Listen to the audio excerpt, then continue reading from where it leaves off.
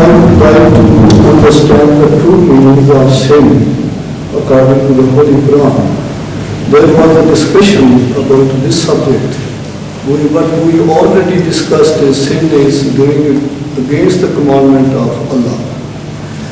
There is express injunction in the Holy Quran that we must accept the message of Allah through the messengers. Now those who have accepted, they are the lucky ones, they are the righteous ones. And those who haven't accepted this, though the message has reached, they are the sinners. But there are other two categories. One who haven't received the message, but they have the means to understand and to find out what the message is. And the second category of those people might be at the present stage in this world, who do not know what the message is of the promised one especially, and they have no means to find it out. So I would like to request you. But you know the answer already, don't you? Not for you. No, I'm quite certain you know the answer. You being a just man, how would you behave in this situation? If you were to punish someone for some offense, some omission, some commissions, what would be your reaction to these situations? I would let those people go because they are not sinful, because they had no means and they did not receive the message. And punish whom? Whom will you punish them? Allah would punish. I'm asking of you. The first one who have received the message and they haven't accepted it. And you forget the rest. Forgive the rest. Those, the middle one, the first category, who had the means to find out the message, but nobody else has put the message to them. So I think they have certain extent to be blamed. This is where the discussion is. So this is your reaction to them. Now, if you positively know that they are to be blamed to a certain extent, you will punish them only to that extent, won't you? Not beyond. No. So how can you conceive of Allah being less just than yourself? You know the answer. Yes, I understand. Yes, so you know the answer. Thank you.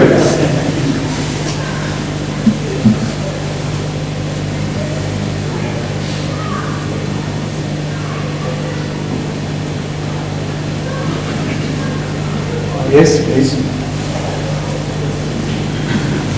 Before Mr. Bashir takes up the floor, anybody who has a question, he should ask. Then he won't leave, I know. I'm so full of questions today. In 1882, the promised Messiah claimed to be the reformer of the century, and then in 1889, he founded the Economic movement. And then in 1891, he claimed to be the promised Messiah and Mahdi. Why were these three stations bestowed to him on separate occasions rather than on one occasion? What's your education, please? In what direction? What is your education? Education? Yes. In my career? Or Your education, whatever it is, and your degree, whatever you're holding, your BSc. And He said PhD. BSc. BSc. And did you clear the A level as well? Yes. You did. And also the earlier certificates before you entered the A level? Yes. You did? Yes. All at once? No. Why not? One has to go through a very good process of learning. Because, not only that, you could not be loaded all at once. Because in the beginning, when you were a child, it was not your capacity to become PhD there and then. You had to be prepared for the load which gradually got increased and prepared you gradually for greater load to receive and carry. So this is just an analogy which doesn't mean it applies literally in every sense. But from this you can understand that if Allah throws Allah throws responsibilities on His chosen ones, which are very onerous, and sometimes ordinary people, if they try to carry the same weight, they will be crushed underneath. If Allah throws all the responsibilities all at once, suddenly, what would happen to those poor chosen servants? Even the first time when they are told that they have been chosen for some work, they shake and go into trepidations about it. This is exactly what happened to Hazrat Muhammad Mustafa sallallahu alaihi wasallam. He was to be Khatamul Nabiyyin. Later on it was told to him. But in the early revelation, when it was just said to him, just this commandment, Iqra, read out, that was so heavy upon him and lay so heavy upon him that he almost fell ill. So this is the merciful Allah who is all wise too. How could you expect him to burden someone all of a sudden and entirely without preparing him gradually for that task?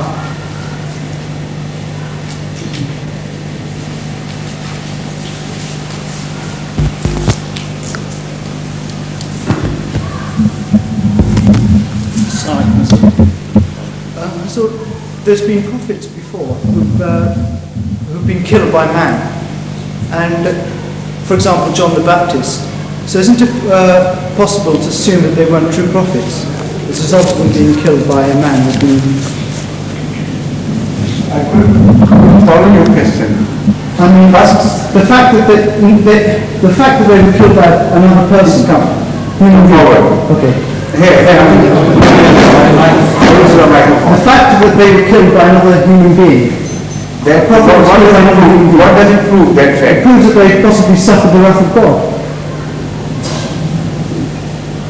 It doesn't prove at all. It doesn't prove this at all. I mean, how do you lay this standard first? What is the foundation of this belief? First establish your foundations.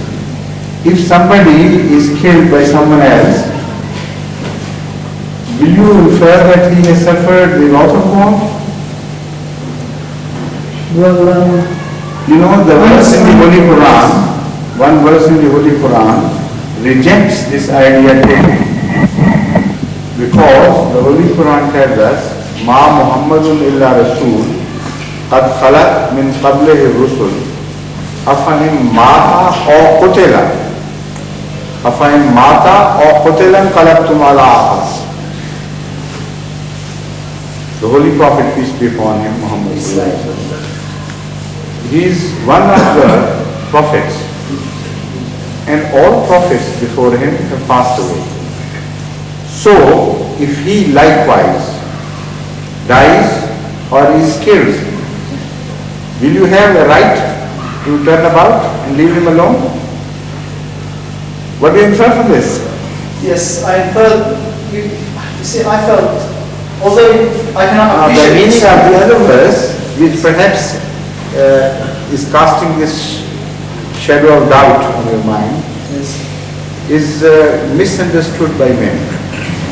There is another verse, لو تقول علينا بعض الأقاويل لأخذنا منه باليمين ثم لقطعنا منه الوتين فما منكم من أحد عنه حاجز. That verse says that if addressing, I am speaking about Hazrat Muhammad Mustafa sallallahu alaihi wasallam, that you say that he has concocted the entire Quran, and we are not doing anything, as if you feel for our cause much more than we do for our own cause. Why is the other way around? You don't know whether we spoke to him or not. We know whether we spoke to him or not. So if he had changed even a single word or attributed a small saying towards us, we should have caught him by the right hand and cut his jugular vein.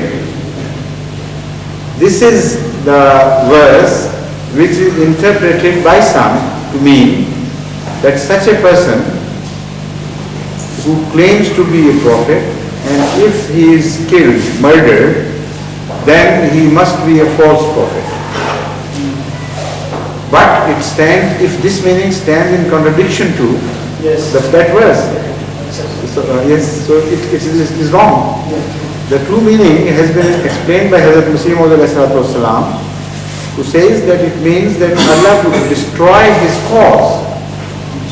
Allah would bring him to naught. He would be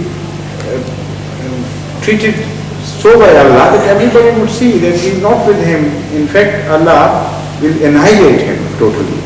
That is the meaning, not the other one.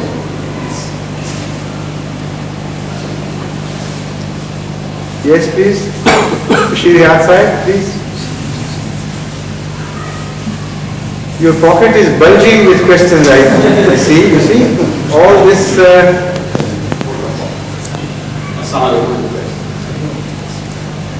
All these papers in your right hand pocket, are they all questions?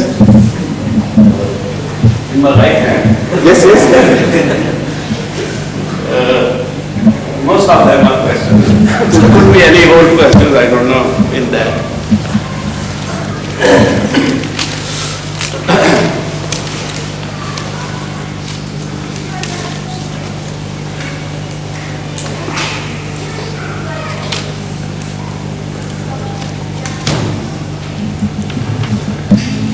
May I request Hazur to kindly mention, for the benefit of us all, the services rendered by Talimul Islam College and Madrasa Ahmadiyya in the history of Ahmadiyyat.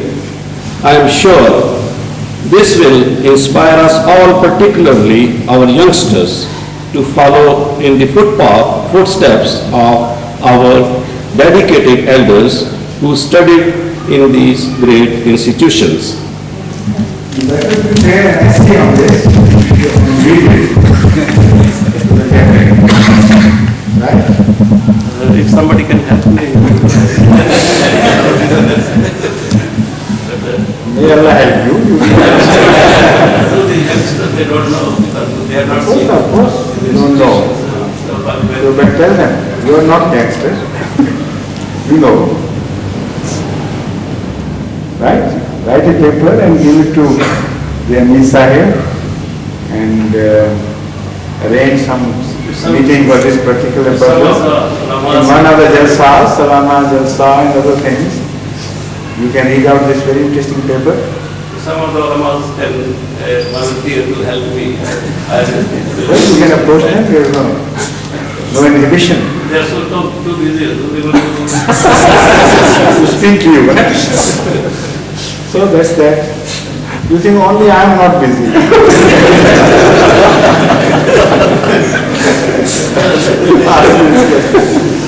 All right, the second question, please.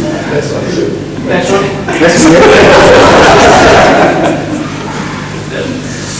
No, so if a child... No, go to the microphone. Ask the next question. Yes, please. So if you allow me 1 minute only for this. No, not for a question, but just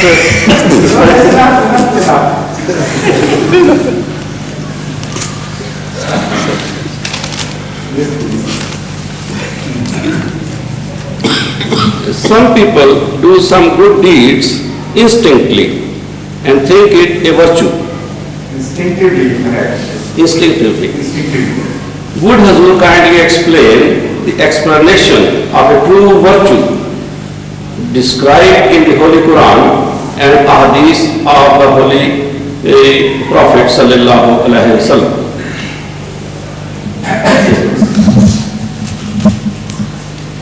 The definition of virtue is to do something for the sake of Allah of volition while you had the chance not to do it. And there is a decision behind it, positive, conscious decision, that I am going to do it for the sake of my Lord. And not to do things for the same purpose. both these are virtues.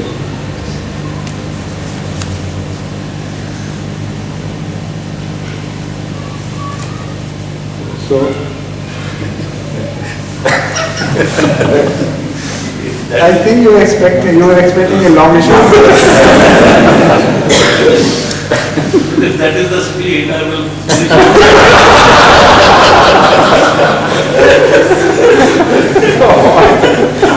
To the advantage of everybody else.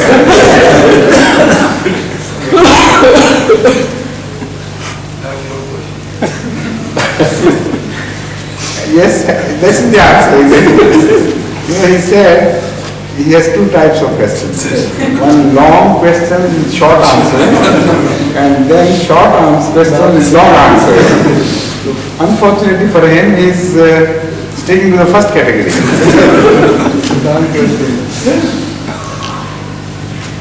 Huzur, I might find some questions which will have.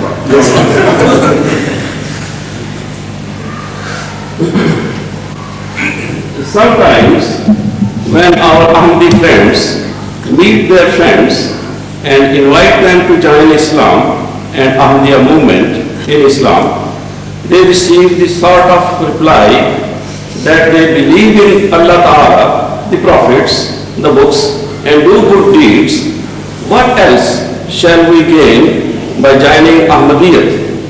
Although we try to explain in our own way, we shall be much grateful if Huzur kindly advise us as to what kind of explanation should be given in such cases. First, explain your own way, so that I know what you already know and what you have already done in this direction.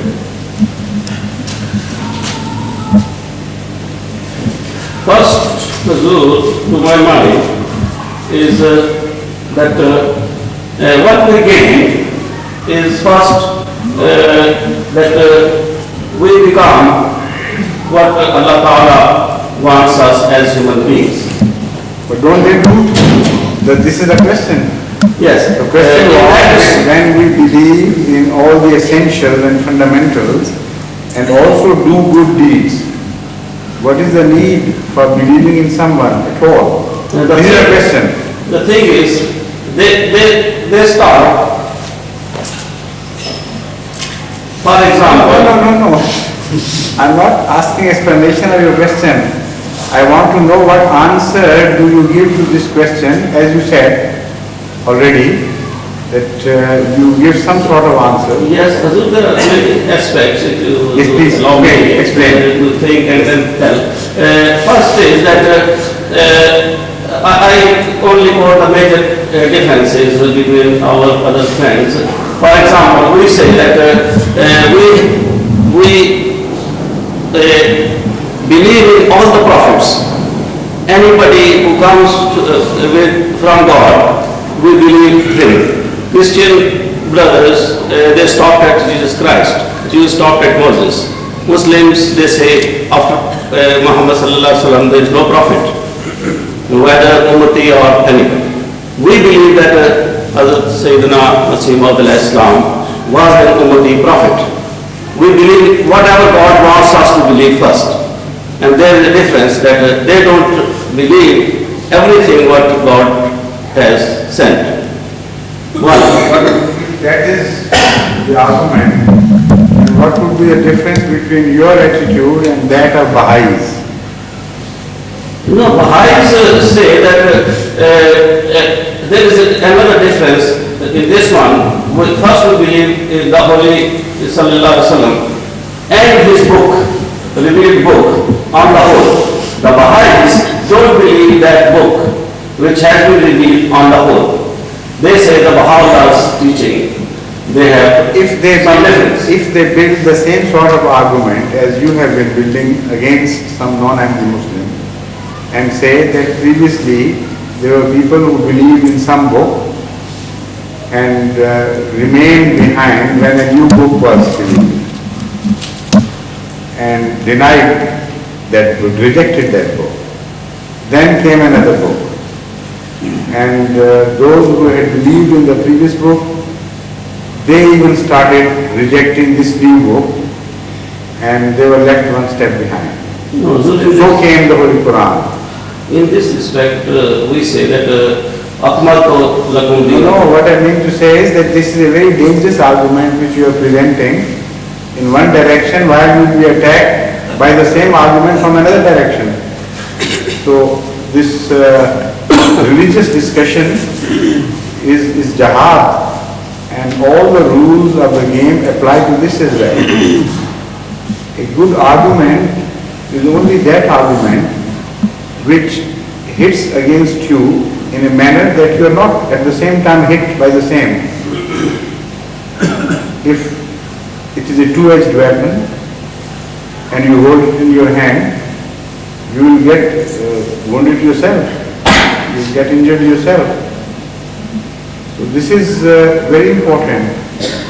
Always take an attitude which helps you, of course, but which does not help at the same time some other enemies.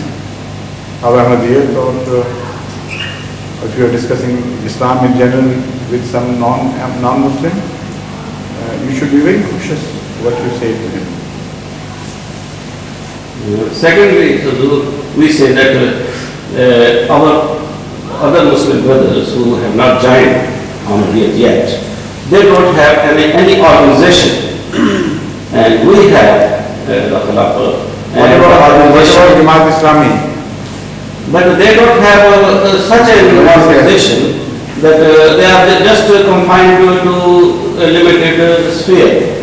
But They think otherwise. They think you are limited to a very small sphere, and they have much more elbow room than you have, and no inhibitions as far as they are concerned.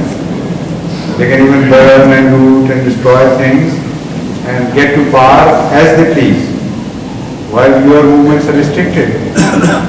So they feel much better off, they feel more at liberty to do things, and at the same time they enjoy a very strong organization, well supported by foreign wealth to the tune of millions and millions. But that kind of, if they get help from other sources, we don't. What I mean to say is the organization is strengthened further by this financial aid, and it cannot break down, because as long as the finances are there, those people will have to keep stuck to that organization, and the organization would carry some weight. So for them, Huzur, we have got an answer that Sayyidina Hazrat, the promised Messiah, he has produced a Jamaat in which such people, as pious people, have been and are there, who has spoken to the Allah Ta'ala himself. And Allah Ta'ala, they are the recipient of the ilham. But has they got Islamic, can they claim that anybody amongst them has ilham? They don't believe in it, and they don't care for it. They don't care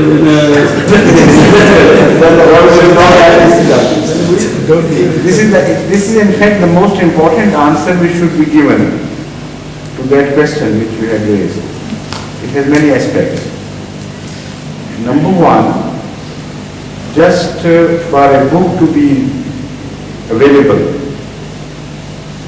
and for a prophet to be believed in of the past is not enough for all the requirements after a long time, passage of some time. The fact is that the Holy Quran is the same, Hazrat Muhammad Mustafa Sallallahu Alaihi Wasallam is the same, and the whole of Islamic world, whatever their internal differences, believe in him, of course. So there is no change as far as the book is concerned, as far as the belief in Muhammad Sallallahu Alaihi Wasallam is concerned. Yet, they have changed so much from the past. In fact, it is a transformation.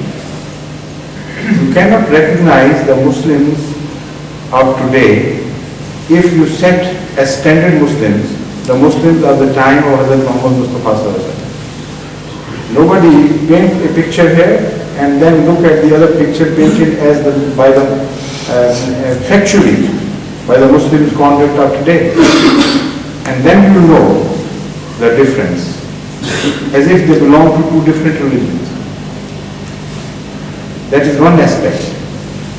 Unless some man from Allah comes and purifies people himself by his own example and establishes a true faith to the extent that people begin to see God as if and to be recipients of his favors, a religious movement cannot be revived.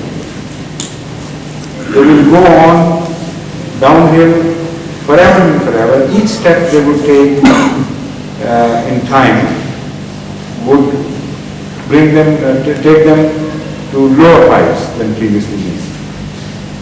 So this is a set phenomenon, nobody can deny this. This is exactly what is happening.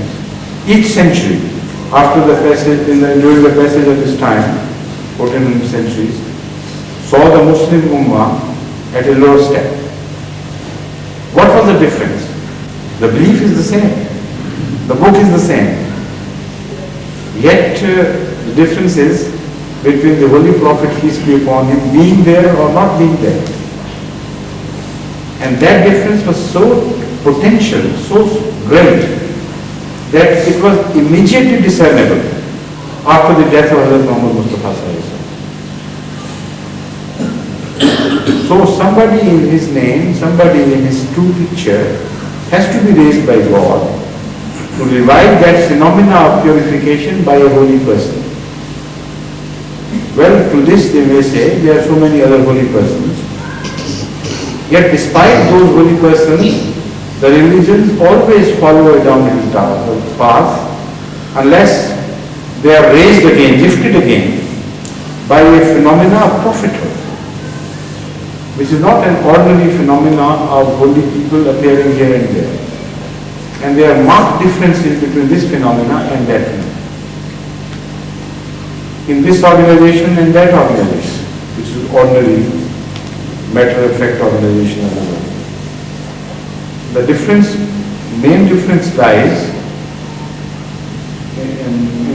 in some directions, but I am going to particularly focus on in one direction. You believe in a holy man and talk of him with respect and praise hymns to him and sing his glory and whatever you may be. People will go on applauding you as well.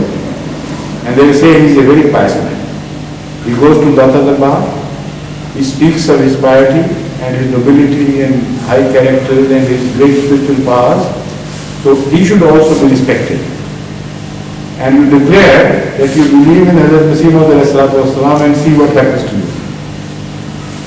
This was exactly the difference at the time of Hazrat Muhammad Mustafa Sallallahu Alaihi Wasallam. To believe was to believe through one's nose. As they say, to believe through one's nose. To believe was to believe in him and be deprived of all the fundamental human rights. That sacrifice which is offered in the path of truth, that is the only sacrifice, the only possible way of rectifying the people, of purifying the soul. Otherwise, just a claim. And this method was adopted by Allah not only once, not only twice. All through the religious history, which is revealed since the time of Adam to Hazrat Muhammad Mustafa Sallallahu Alaihi Wasallam, we say the same pattern being unveiled and the same process being revealed again and again. As if this is the only pattern available to God. Yet, if you really go deeper into it and examine the whole question, every wise man would say, yes, this is the only method of revival of the people, of religious people. Because if somebody comes and for your belief you don't have to pay for anything, you only gain glory by being attached to him. all the false people would step forward faster than the gentlemen and than the noble-minded people. Because wherever there is something to be gained, it is always the false people who rush to it.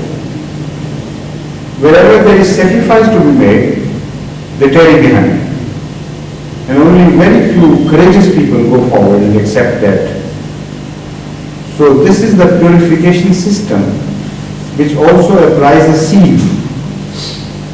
Good people of the good servants of Allah are being purified, not only purified, they are taken away from the masses and put in a different scale. This process ultimately absorbs the rest of the society through an alimentary canal system, not directly into their bloodstream, but they are first digested through that organization.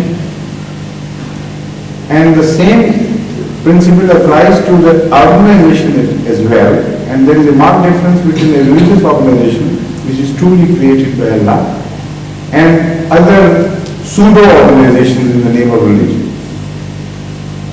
In such organizations, if you join that organization, you have to offer sacrifices in every direction. You have to part with your money, with your time, with everything you hold dear, and you do not gain anything substantial from participation in that organization. But other pseudo-religious organizations are always jammed with such people who have some cause to gain, some benefits to draw from those organizations. Withdraw the sources of their money and they collapse. Every time this is true. There is no single exception.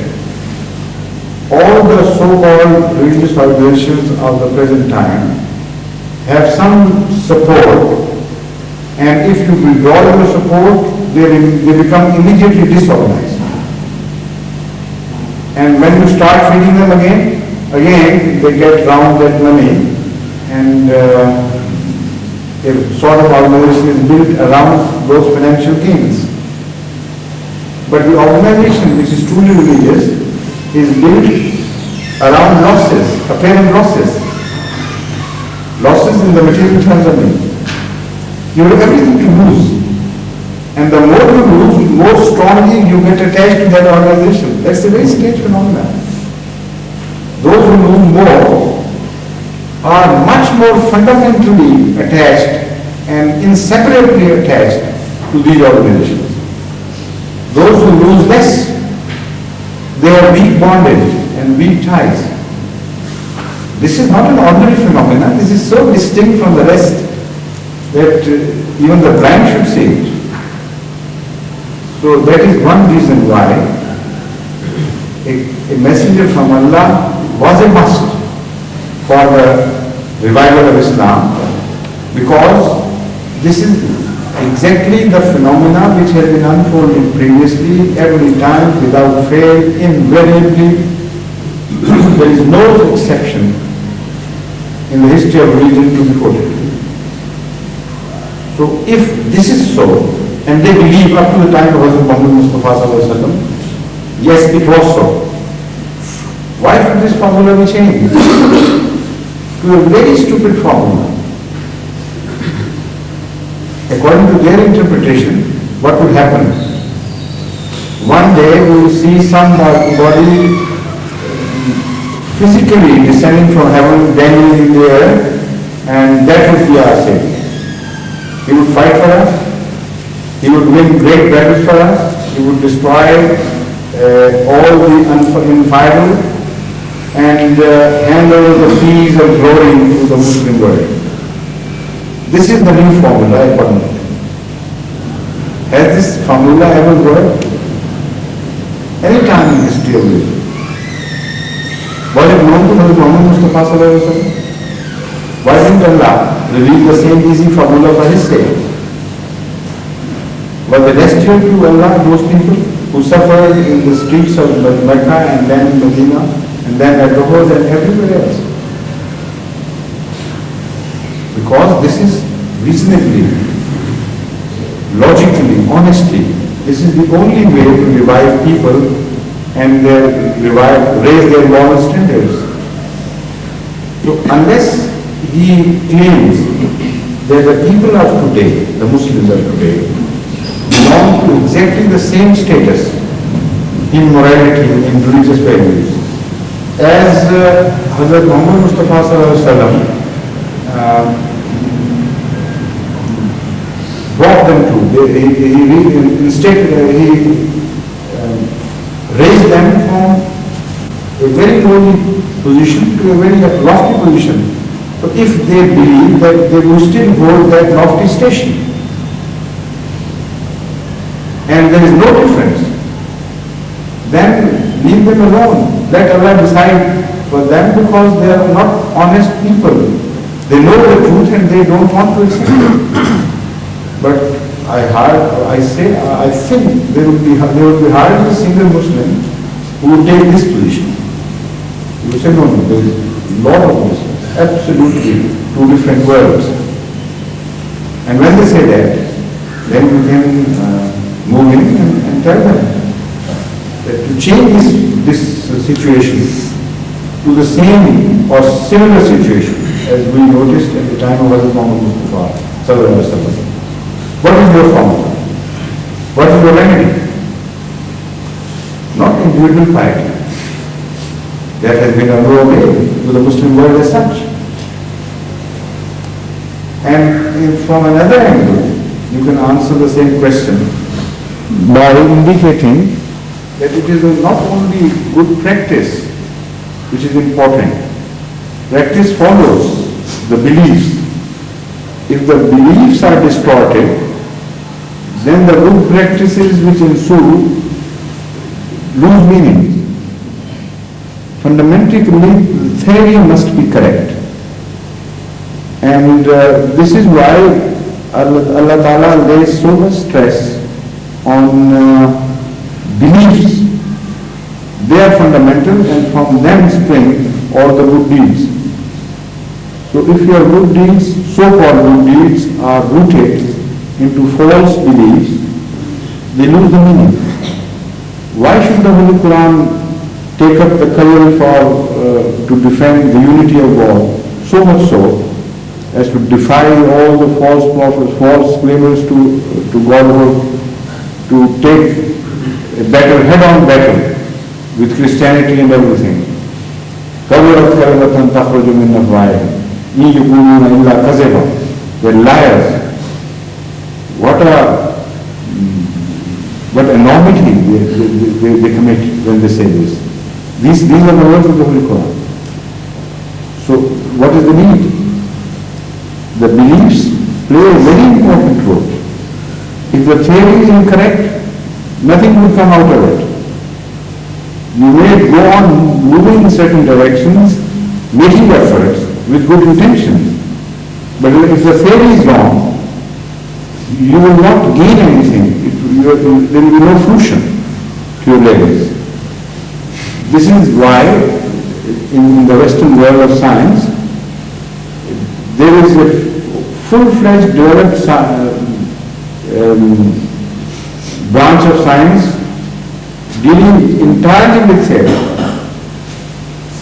First they rectify their theories, then they prove them in field, and if the theories are correct, then they gain things. If the theories are incorrect, then all the labor they put in is lost totally. So to put in labor honestly, thinking that you are right, is apparently virtue to those people who have been discussing these things with you. They think because apparently we are good, well-intentioned people, and we think we are achieving good deeds, doing good deeds, that should be enough. But if the same deeds are done with wrong intention, with wrong beliefs, they would not create any fruit.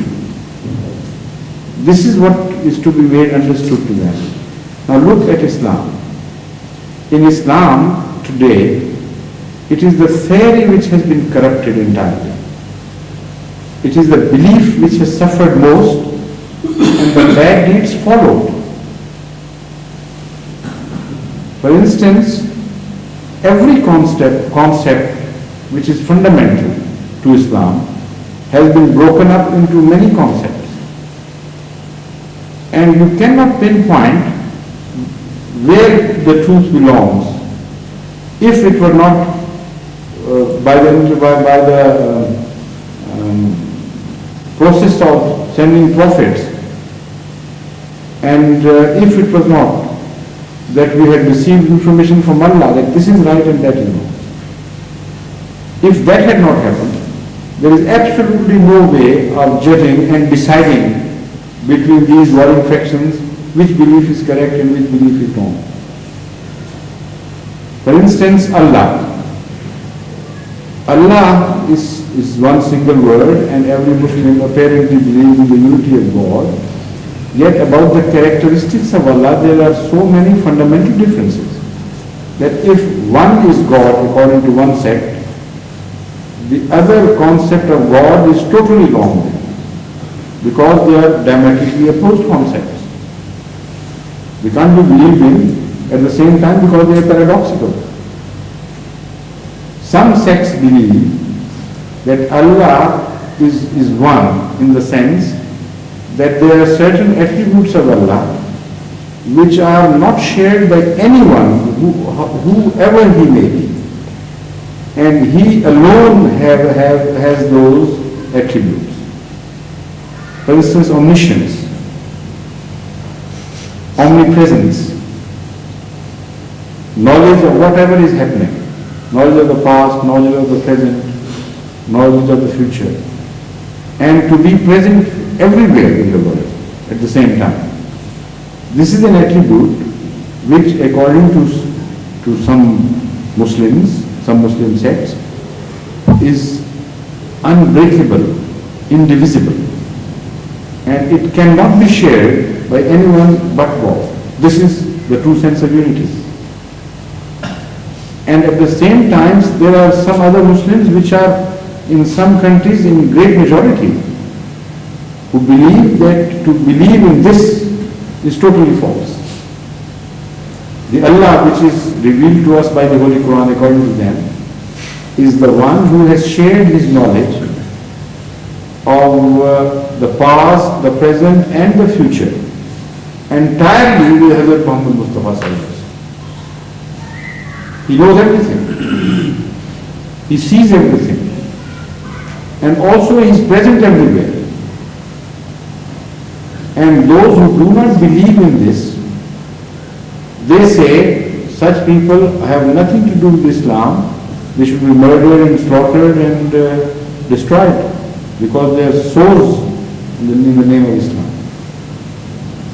Now the God, how much different God has been created, whatever different God has been created by one people as against others, based on the Holy Quran and based on the traditions of Hazrat Muhammad Mustafa Sallallahu Alaihi Wasallam. The fundamentals are the same, but the inferences are antiquities apart.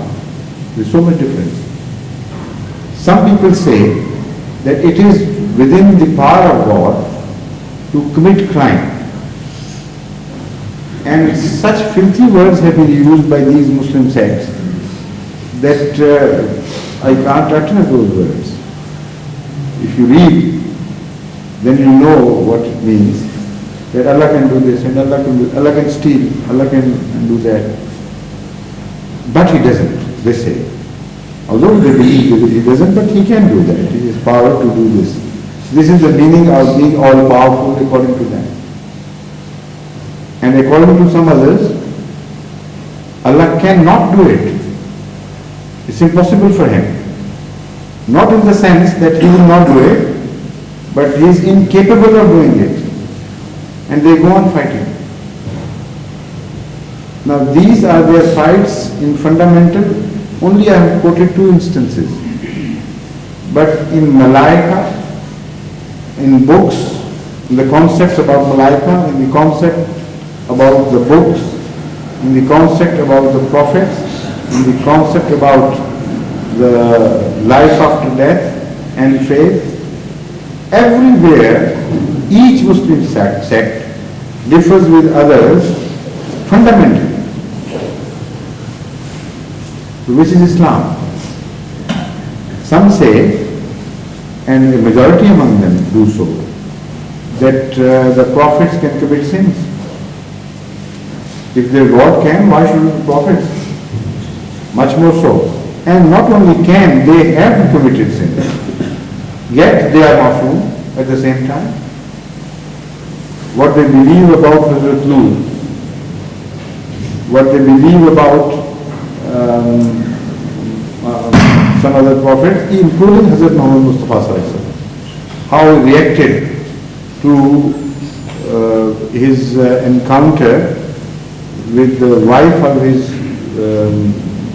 adopted son in a certain position. So, shocking to one's sensibilities that these Muslims who say that we do not respect Hazrat Muhammad Mustafa Sallallahu Alaihi Wasallam, if you analyze their beliefs, you cannot imagine what filth there is. How they dishonor Hazrat Muhammad Mustafa Sallallahu Alaihi Wasallam by believing in certain things which are not fit for an ordinary man to do. And about other prophets, there are so many stories. So this is the concept of their prophet. According to some others, the different positions are held about the prophets. And about each prophet, there are differences. Not only generally, but about each prophet, there are some scholars believe in this and some believe in that. What are angels to them? In majority of cases, the whole belief about angels is totally distorted. They believe in fairy tales now. They believe in things which fly with wings, material wings. And they believe in the singularity of the person of Israel. And they do not understand the phenomena which he controls or the host of angels which are under him. This revelation has been only made by Hazrat Masih to us. This is why we think it's absolutely all right. But with the rest of the Muslims, the concept about angels is not clear. And they go on fighting with each other about that concept too. The concept about life or the concept about death or the revival after death, everything is gone to four winds. And yet they don't require any reformer. They don't want anyone to guide them from Allah. This is why Hazrat Muhammad Mustafa Sallallahu Alaihi Wasallam, when he predicted the coming of Imam Mahdi or descent of Messiah ibn Maryam, he made clear the tasks, the reasons why. Why don't they read those reasons? They're so clear. Hakaman Adalan is one of the reasons described. They would come to decide between you and settle your differences. That shows you will have so many differences, it will not be within the power of man to do that, and if a man does that, he will only be creating another sect on his own. Unless he claims that it is Allah who has told him, he has no authority. One of so many Maulvis. So that means sect after sect after sect will be continuously added to the already onerous list. So this is why Allah always sends someone who, of course, he is opposed.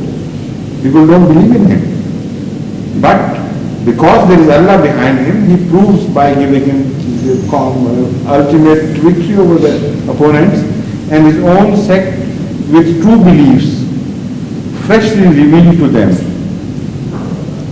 go on spreading, and ultimately the same phenomena takes place as you eat food.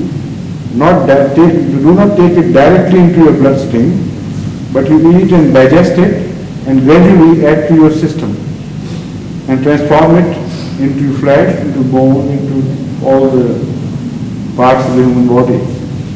So this is how a foreign society to the truth is overwhelmed ultimately. It is consumed gradually all around. and transformed, given a new quality. And it is that quality which is fit for survival, not just an ordinary number. This cannot happen in religion through ordinary man-made movements. This is very obvious. So you tell him this and find out if he is an answer to these two approaches. But that's not all. There are so many other things in this. Regarding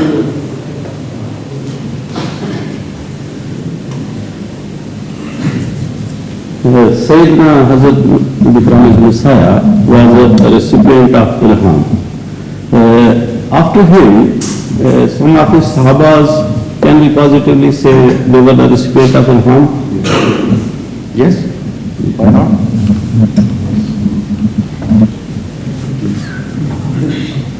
There is time. Answer. You want to ask? Oh, yes.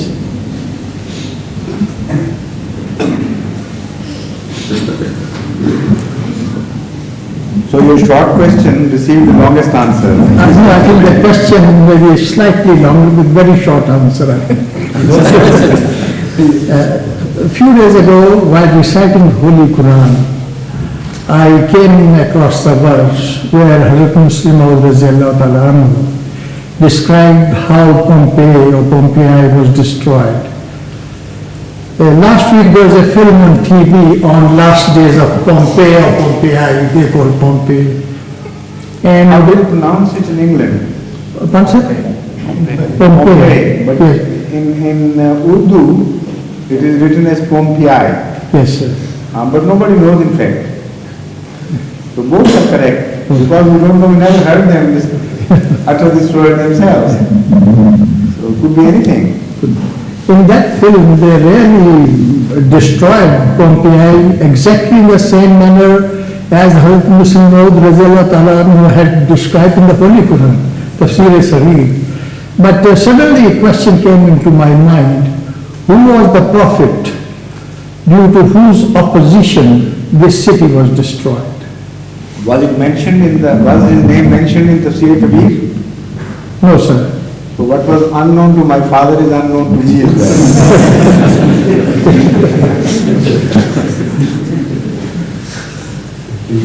So you were quite right, it would be a short answer.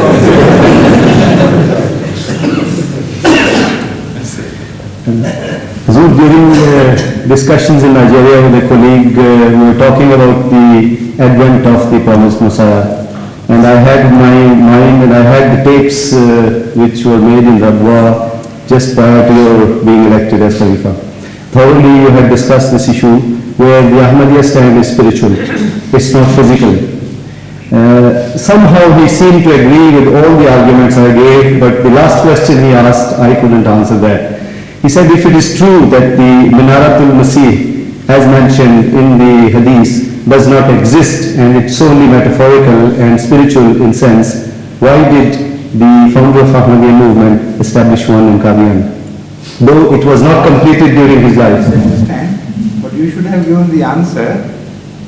He believed that this is not that menorah. Yet, he created that menorah symbolically again. The objection The that menorah can be spoken of symbolically. Why can't it be built symbolically? but then his objection comes that why can't they achieve it symbolically? I mean, their belief that it will happen physically like this. No, symbol is different. For symbol, I already gave my reasons why the prediction should be taken symbolically. If somebody fulfills that in symbol, there is no harm. There is no contradiction.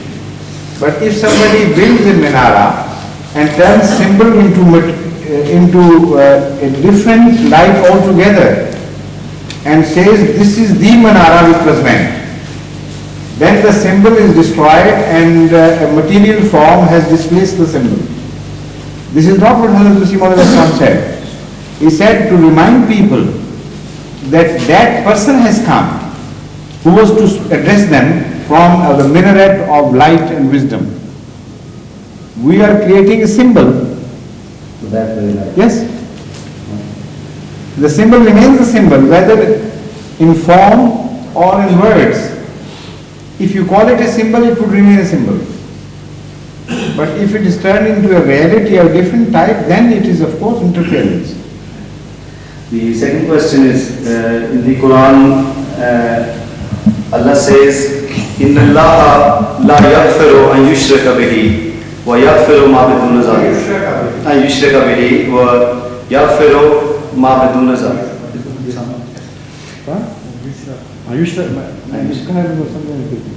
Yes, please. In another place, it said, لا تقنطوا من رحمة الله إن الله يغفر الذنوب كلهم جميعا.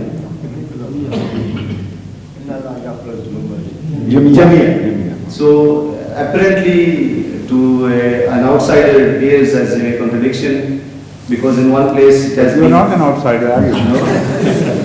So it doesn't appear to be a contradiction to you. No, if I better be explained what is the difference between Zanoob and shirk and other. What I want to know is, I don't understand it. I'm why not do you clear. say it to an outsider it is not? Well, because I respect the book, I will not say this is a contradiction. Even to the insiders, Yes. it may cause confusion. Yes. You admit that? Yes, That's possibly. correct now. Now you have a right to ask. this is first. Yes.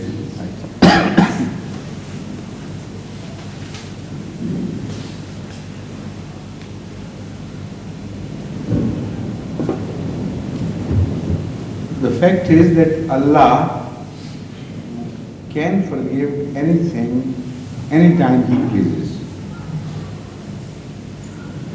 But if He makes Himself an exception, it doesn't mean that He cannot do that.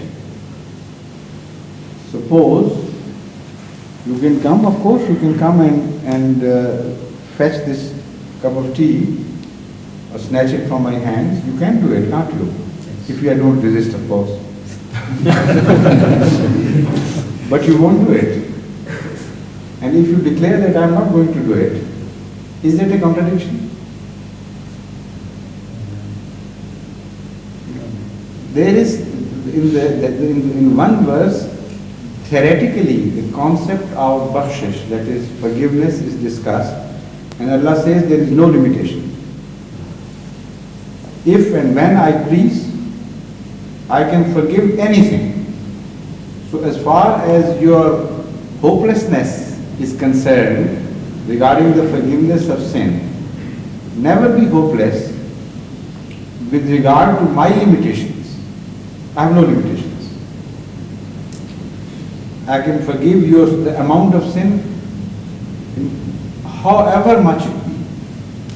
That is, in that case, the categories of sins are not described, are not meant to be discussed.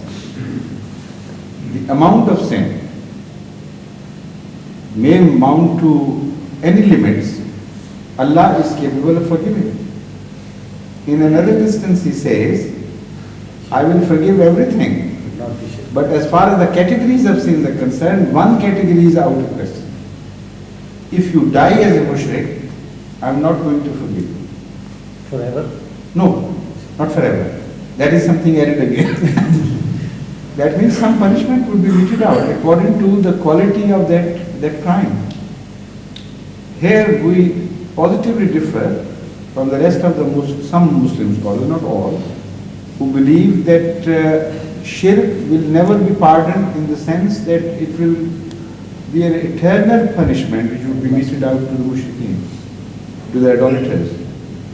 We don't believe in any eternal punishment.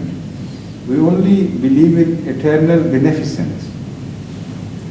And in that sense too, ultimately they will be forgiven. So there is nothing. That declaration again comes true. Even about mushrikeen, that they will ultimately be forgiven. So here it would be, even in this sense, it would be a limited meaning to that verse. I'm not going to forgive mushrikeen. That means I'll punish them somehow, and then they will be forgiven. Now, if you understand the phenomena of forgiveness and punishment after death, then you will know that this is the only possible course open to reason. Because a mushrik is one who believes that his reformation can take place, all his interests lie in certain directions, which are not the true directions. That is to say, not in the direction of Allah. So each step he is taking is in false direction. Those who believe in true God and act bad deeds, their direction is not wrong. They falter and make missteps, but their road is correct. They are moving in the correct direction. So those who have gone astray in a totally wrong direction, they have to be brought back to this direction. And this process of bringing them back to this direction is in itself a punishment. Because they would have gone so much, they would have died in a situation with beliefs that there is that God and I'm going to meet him and this, and he would come to my aid. When he dies, there is no such thing. Now, if Allah forgives him, then there will be no end of this folly in the world. People are already shirk-minded, inclined towards idolatry of many sorts. So if Allah forgives, that is to say, Allah will say, all right, those were the gods you followed, and in that direction all your efforts were spent, but I love you all right. That is so illogical. And again, it would not be possible as far as these people are concerned who die with a different frame. Now I am going to further analyze, then you will understand why I say it is not possible. The fact is that Jahannam and Jannat, according to us, hell and heaven, are not something which are created outside us. They are created in a long process. And the fulfillment of your desires, the fulfillment of your ideals, is in real essence your paradise. And you are being deprived of all your ideals and finding yourself, in a situation where you have lost all the efforts of your life. That is hell, that realization. So, if somebody is building his soul all the time in the direction of imaginary gods and has developed his affinities for something which is not there, it would take some time for that soul to rectify itself. That soul would find itself blind to God and capable of seeing things which are not there. So that is total blindness. They will be looking in a direction, and they will be accustomed to looking in that direction. Their tastes would be developed in that direction. All their desires would be flowing in that direction. And yet when they die, they would find there is nothing. And they would not be mentally prepared to meet Allah because the truth will be too heavy for them, too difficult for them to follow. And it would in fact hurt them rather than help them. For instance, if somebody has closed his eyes for many years, let him open his eyes in the bright sun, and then he would know what truth is. That light would hurt him very deeply. So suddenly to travel from total falsehood to entire truth is not possible. That phenomena of gradual reformation and change that would add new senses to the soul, that would take a very, very long time, because it is not previously provided in the system. That is one way of looking at it. Why it will take a longer time, why it should be so difficult after the death, that has been described in the Holy Quran Bible. Allah says that Ma khalqukum wa la khalqukum wa la basukum, ya wa ma khalqukum wa la basukum illa ka nafsin wahida. That you will be, your recreation would be like your first birth. Now, if you have congenital diseases, they are of two types. Some diseases deprive you of your fundamental organs. Those organs can never be added, however long that child may live. He has lived for 9 months only in the tummy of his mother, in the belly of her mother, or his mother, and he has lived 100-some years after that, yet no phenomena on earth could create the lost eye for him. But there are so many other diseases and defects with which a child can be born and cured. This is the difference which the Holy Quran is making between shirk and ordinary sins. Of course, both are diseases and maladies, but there are some maladies which will require a much longer suffering with a sense of helplessness, where your organs are not well. And there are some sufferings which are temporary as compared to the others, where there is no loss of organs. And in such cases, that the hell would be shortish, and of course, the suffering would be much more diminished than in other cases. That shows that there will have to be an ultimate transformation again before they are forgiven. Like this death, they may face another death after a long course of suffering, which will be much longer to their present life. In comparison, you can conceive of the same example. A man living his life after he has come out, has been delivered from his mother's belly. So that is, generally speaking, a relationship, a sort of relationship, not exactly measured in those terms, but as an analogy I am telling you. So as I conceive things, a mushrik would be born in the new life as a blind person who never had eyes in this life. A sinner may be born with bad sight, which could be improved by spectacles like you are wearing. You see? Some would be rectified with human aids. That is forgiveness. If Allah helps you from His own and removes your defect, that is forgiveness. But Allah reminds you that according to our own law, we are not going to break our tradition and our own law. We made it very clear to you that unless you develop all your organs in this world, you will be deprived of the same organs in the next world.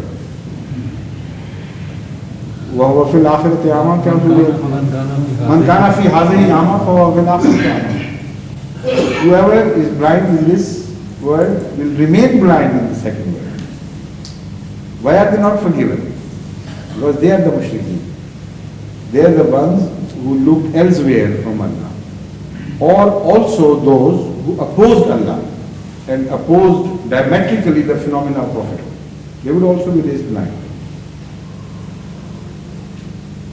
So a new transformation according to my vision would take place.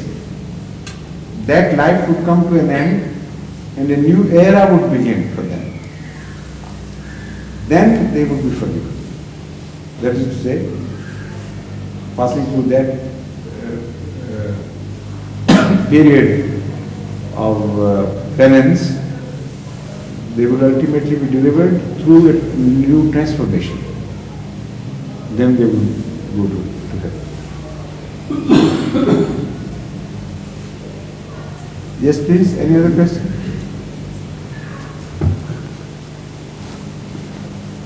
It's not actually a question, it's Mr. Dodd said that about Pompeii. The picture they showed the destruction of the Pompeii civilization was caused by Joseph. They show Joseph there. So whether it is right or fiction. Is that so? Yeah, that's what I saw. That is what they show. It's very interesting observation. Somebody should better look into the history and find out who was the contemporary prophet of the Pompeians or whatever they are called, when Pompeii was destroyed. That time is almost fixed now. Yeah. They can very reasonably say that it was in that century, in that part. So if there is a contemporary prophet living in that region or whose message can conceivably have reached them, then of course this question is answered. They show Joseph there. No, they show of course, but they are film people, we don't know. Yes. Sometimes they make thorough investigations before they make the story. And generally I think this is true. But still fiction is fiction. When they require fiction to be added, they won't hesitate. Because they have to sell their film, not just to produce facts. So this is why we cannot trust them entirely. You better see for yourself, find out if it was at the time of the user that this happened or earlier or later times. And also whether it happened there, in the jurisdiction, in the area of jurisdiction of Hazrat Yusuf or some other area. That is also to be determined. Joseph is used the college. Yusuf, or it is a Christian. Joseph is Yusuf. Yusuf. Yes. Yes, Mr. Rafiq, please. Wa alaikum assalam wa rahmatullah. During my time of ignorance, that is non-Ahmadiyya, that's what I say. Because I was meeting with religious people. They were having some questions which is now still agitating my mind. The question was that at the time of the declaration of the Nubuwwah, Hazrat Rasul Akram sallallahu alaihi wasallam, he and with his 2 or 3 other companions, he was alone in the world, all were his enemies. And 20 years after, when he entered the same Mecca, almost none was enemy in Mecca. And after his death, almost 70% of Arabia at that time Revolted. came into the Islamic fold. After his death. After him. Well, They had come into the fold before his death and Well, almost at the same time. revolted after his death. well, that's also so. But the history also tells us that in the second caliphate, Hazrat Umar Farooq radiallahu ta'ala anhu, if I am not wrong, about 50% of known civilization also came to the Islamic fold. Egypt, That is also not correct. well, maybe I'm wrong, sir, but I think most of the known civilization was Converted to Islam. converted to Islam. That is But again in this a disease- highly exaggerated statement, to say the least. Because the facts speak otherwise. In fact, if you had read the book only recently, I mean within last 2-3 years it's published, which speaks of the relationship between the conquest, physical conquest of Islam and spiritual conquest of Islam, then you will have a very different conception from what you are telling me. The fact is that this book is highly important for us because it has been written by a Christian scholar and absolutely contrary to their previous stance against Islam, that Islam was spread through sword, this scholar, this American scholar, traced history of the spiritual spread independently, conversion to Islam independently, and the spread of Islam, the temporal Islam, independently, separately. And chapter after chapter he makes maps, gives maps in two colors. That this is the realm of Islam as far as geography and the worldly state is concerned, and this is the number of Muslims and percentage of Muslims, inferring his, drawing his facts from the Muslim historians themselves, who put in a lot of labor. And you find a completely different picture emerge. Islam has a much faster, rapid conquest of some great worldly powers, but Islam spread much later, slowly, through a painful course and a much more laborious course through holy men of Islam, gradually. And these two phenomena do not tally with each other. Secondly, even if you accept on face value what you claim, that whatever was conquered by the second caliphate became Muslim, even then it was not even 1/10th part of the entire world. Not even 1/20th part of the entire world. Because the majority of the almost entire West was untouched. Entire China was untouched. India was untouched. Southeast Asia, the entire South Asia was untouched totally. Only the Arab, the Arabian Peninsula in part, and also some adjoining parts of the Iranian Empire, they were won over, that was all. And you say that 50% of the known world had become Muslims. Excuse me, sir. What I am asking is, now the question was this one, that the period of Hazrat Masih Maud now is being compared, because he is the true follower of Holy Prophet. He is the true Ummati Nabi. God has spoken of him, the truth, revealed the truth, likewise of his master, Hazrat Rasul Akram sallallahu alaihi wasallam. Now, they are comparing these two historical facts, that within a short period, the light dawned on ignorant people much faster in the time of Hazrat Rasul Akram sallallahu alaihi wasallam. While the true follower and true Ummati Nabi, the same speed has not, you see, has not been shown at this up to this time. That's what the only thing they were saying. Now, up to now, I could not satisfy my mind, you see, both things. That's only. Why didn't you ask it before? You spent quite some years in Ahmadiyyat, and this very important question has never been asked by you. I'm glad that you did so today. The fact is that it was never meant. Ahmad sallallahu alaihi wasallam never predicted that the spread of Ahmadiyyat would be that fast or should be that fast. He predicted exactly the otherwise.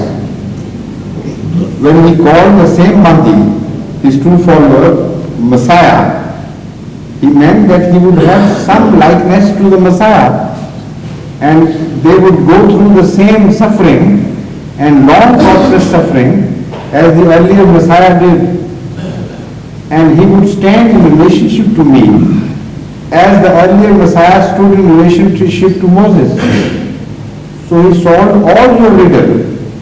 by pointing out one single word, or pointing out to one single name, that is Messiah. He was also subordinate to Torah, to Hazrat Moses, as far as the law was concerned, and he admits it. Yet, what happened to him was completely a different story to what happened to Hazrat Moses. Allah designed a different thing, different fate for Moses and different fate altogether for Messiah and his followers. So why should Hazrat Rasul Kareem sallallahu alaihi wasallam call his Imam Mahdi a Messiah as well, while at the same time he says, Lal Mahdiyo illa Isa. He knows that they will not be two persons, but one single person. So after all, he must have some likeness to Messiah, otherwise it's meaningless. This is the likeness. That Messiahhood is a process of slow spread, but with much longer lasting effects ultimately. Ultimately, it is the final consummate victory of that message which started earlier. Because it was the victory of Torah, the victory of Christianity over the rest of the world. Truly and fundamentally, it was the victory of Torah. It was the victory of Moses. It was, of course, his religion which conquered in the world, and they still stick to him. They never denounced Moses, did they? They take pride in following the same religion, the same process, and they have been not denounced with Moses or severed themselves from Moses. And if they did, the New Testament would sever them from itself. So this is the reason why you should understand the phenomena of Ahmadiyyat in this historical perspective. The one single word used extensively about the new reformer, which was to come, that is a very telltale word, is Messiah. If nothing that happened to Messiah was to happen to Hazrat Masih Maud, then that title is totally meaningless. Then a person who has no likeness to Messiah has no right to claim that he is the Messiah referred to in the earlier predictions. You understand?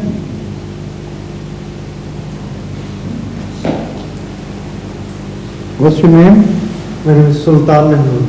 Please go and introduce yourself first, because all the rest who question, they are familiar to us. But I haven't been able to place you who you are.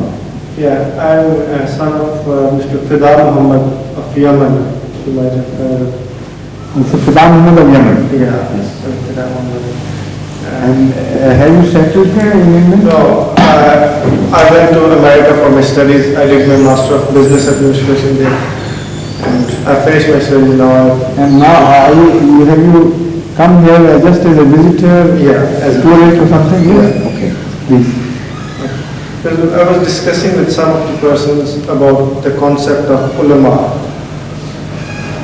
What they believe that in today's world, the ulamas are those who discover the laws of this universe. God has already made those laws and principles, and one who discover those laws are, in real sense, the ulamas of this world. But my question is, will this concept of this scientific discoveries and this sort of thing will be added to our Ahmadiyyat ulamas? Or added? Added means, what I feel personally, they lack a lot of scientific concepts and that sort of thing. So you mean they lack knowledge in this direction, generally? This direction, yeah. But this is not entirely true. Because the system of preparing our scholars is fundamentally different from the system of other Muslim institutions which produce their scholars. In Ahmadiyyat we have mostly Waqfin Zindagi, those who devote their lives and they come from all walks of life, high and low, as you call them in the worldly terms. And secondly, they come with different education backgrounds. There are some people who did their BSc in certain scientific subjects and then offered their lives, were accepted, then taught again the religious teachings and sent to field. And there are others who did their PhDs in scientific subjects and some who took up arts. So this is the true society as it exists elsewhere as well. Ahmadi Maulvi is the true picture of the society, a true reflection. If the general knowledge, the standard of general knowledge of a society is low, so that would exactly apply to the representation which is made by that society in some persons. So it all depends on the Ahmadiyya community to keep that standard high. If they keep sending Waqf-e-Zindagi, the devotees of life, from all walks of life equally, according to the share, then the picture which would evolve would be a satisfactory picture. Otherwise, gradually the trend would be that more knowledgeable, more well-off people would boycott or remain aloof, and less fortunate people, worldly-wise, or less educated people because they could not, they lacked the means, for instance, would go on devoting their lives. The result would be the one which you fear. You see? Because we won't have time enough to educate them scientifically as well. But still, we are now taking measures to rectify this possible danger. In many directions, we are taking certain steps. And one is that I have already instructed them to introduce science subjects as well in Jamia Ahmadiyya. And also short introduction of various philosophies and sciences. They should know the names of European philosophers as well as the Oriental ones. They should know the various sciences, what they mean at least. And the fundamentals of truth, the worldly truth, I mean, as well as the fundamentals of post-religious truth. So these steps are being taken, and I thank you for this suggestion, but the picture you have painted is not correct. I mean, the Ahmadi Maulvis, with the grace of Allah, are much more well versed in the scientific knowledge as well than the non-Ahmadi Maulvis. There is no comparison to be made. Absolutely. That's good. For instance, I tell you one incident. It was long ago when the standard of general knowledge was not that high in the community. Even when every Ahmadi Maulvi understood the phenomena that when you put cold water in some utensil, the water which is condensed outside has not gone through it. It is a different water which is condensed, and the water contained in that utensil is a different thing. That piece of knowledge was just elementary to any enemy. But once there was a great debate held in Lahore or some other place, perhaps it was Lahore, between Ahmadi scholars and some non-Ahmadi scholars of great renown. And just by way of argumentation, somebody said, well, please prove scientifically how it was possible that Jesus Christ, peace be upon him, was lifted to heaven, and going through this space and this radiation and things, he survived by this phenomena and reached somewhere. In which direction? Because up is here today according to you, and up is there in the opposite direction according tomorrow at this time. So these things were being discussed. So one Maulvi Sahib in the team of the opponents got very impatient. He took up the floor and said, "Okay, I'm going to answer this question." He said, "But first answer my question. If you put some water in a lota, is it possible for that water to penetrate the thick wall and go across to the other side?" Everybody said, "No, it is not possible." He said, "Now bring some ice. Put that ice into the water and see what happens. Just change the temperature and it goes across, right? However thick the metal is. So if that can happen, how can Jesus Christ, why should not Jesus Christ do the same thing? Why there was no barrier in between? Here it was a barrier. So the place where the debate was held, most of the audience knew this. So they had a hearty laugh. The only person who could not understand the laugh of the raised tune was the Maulvi Sahib himself. He was enjoying the situation as thoroughly as all these were. He thought, I have made the absurdity of any stance so clear to everyone that they are enjoying it accordingly. Only unfortunately much later for himself, it was too late for him. When he was given the epithet, the title of Maulvi Loki. Wherever he went, his title went along. And till his death, he was called Maulvi Loki. So this is the standard of their college as far as the worldly things are concerned. Yes, I mean, but don't apply this the same please to having these models. There's no comparison between our ulama and their ulama, but I was just thinking of, this, but Yes, I'm just hear those things, but we have already said this. Yeah, I'm explaining it because I thought some people might misconstrue your meaning and misunderstand what you want to say. Because that impression could also be carried by your question. You know, only a few years ago, some Maulvi group came to discuss Ahmadiyya came to Rabba and I was appointed to handle them. There's quite a large group, I think Shavapura or some other district. But anyway, the Maulvi Sahib was discussing things with me. He mentioned something which made me suspect that perhaps he does not know that the world is round. The earth is round.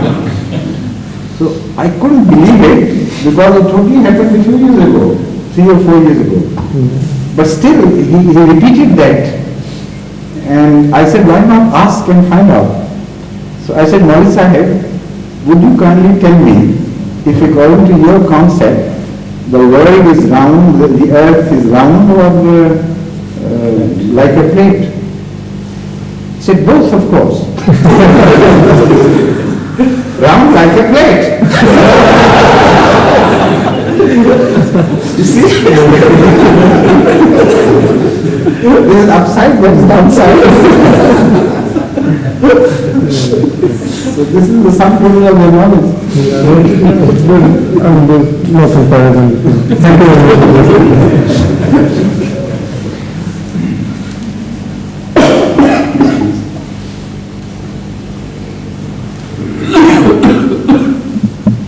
Sir, I want to ask a reference or verse from Quran about the...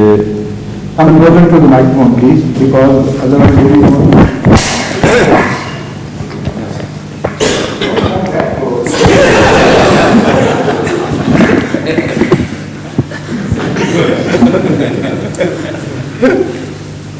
I want some reference from Quran or otherwise from other reliable sources that strength is used in flogging or striking in Pakistan.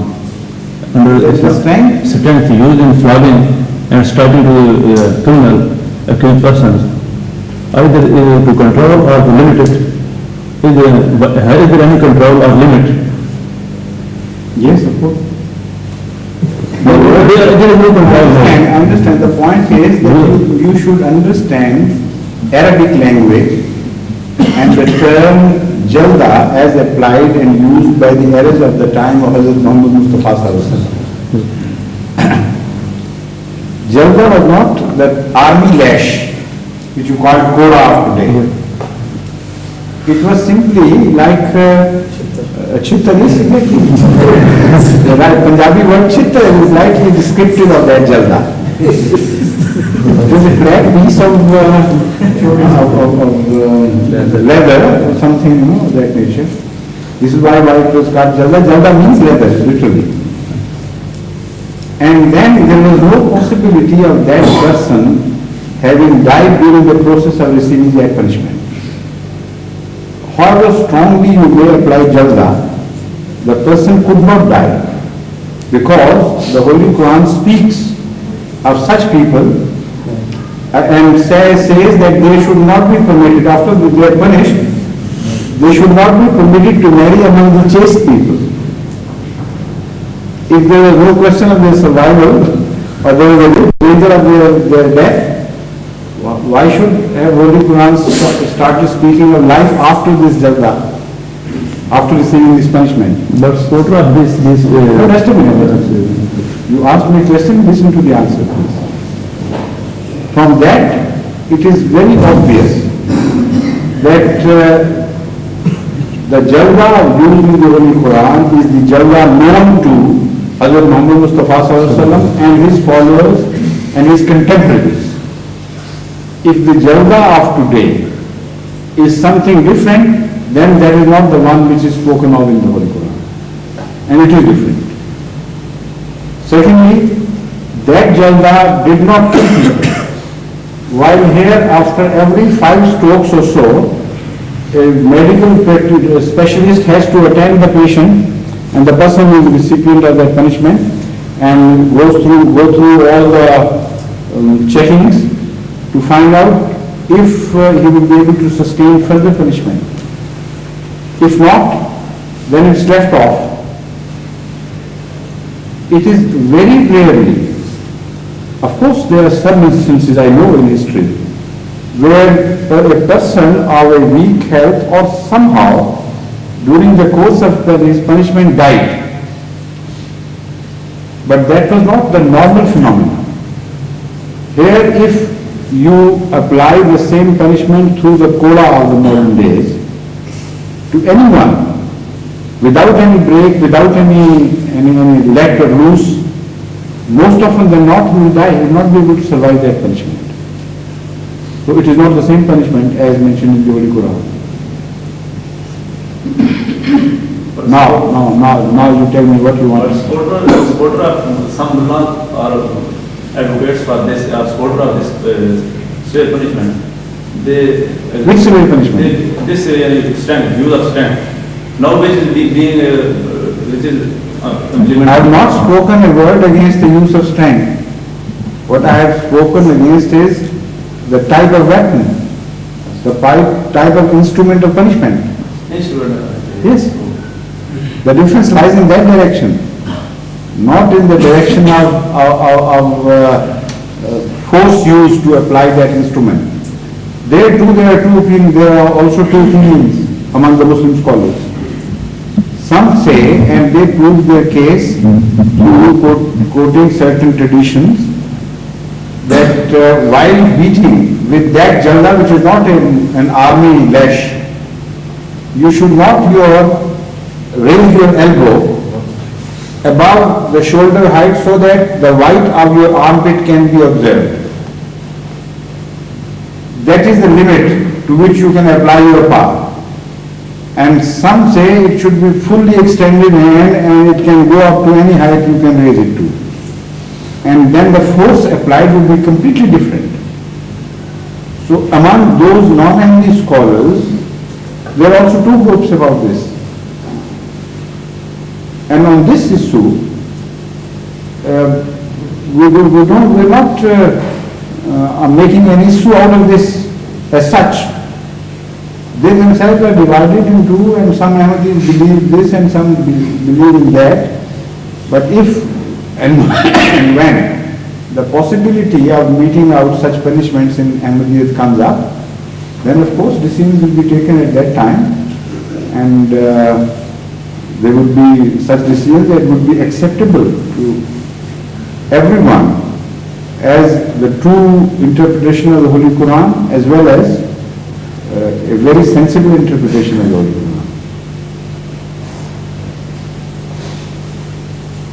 Yes, please. This is the last question because we have to say the prayer and after the prayer I have to go somewhere. So what I wanted to say was that the present Fuqaha or even the Shias, they totally differ about it. And instantly, when I have seen, people being punished in Iran. Yes. And they don't raise their hand. The seat is very small. And just be like that, and after 30 or 40 years, that there are different, yes. Very well walk and to go. The only thing probably is that they want to punish more, I should say, psychologically rather than yes. I understand that they want to bring such a person to humiliation. That's right. But that also is another extreme. That is not what meant what is described in the Holy Quran. It says that you should not, the pity should not prevent you from the discharge of your duty towards this injection. That shows that you are not permitted to be too lenient either. It's painful, of course. But to what extent? I mean, that is the point. If out of pity you are being, underhand, you are relieving him of some due pain to him, then this is of course it's essential. Painful, but it's not like Pakistan. But I meant you are telling me as if you have received it. Repeatedly you say, you are not, I know that. As much a knowledge of yours as mine. I meant that it's differently by different Shia or Sunnis or other people, it's differently. That is a belief. Of course. Pakistani ulama are not applied everywhere. All right, somebody should say Adhan, please.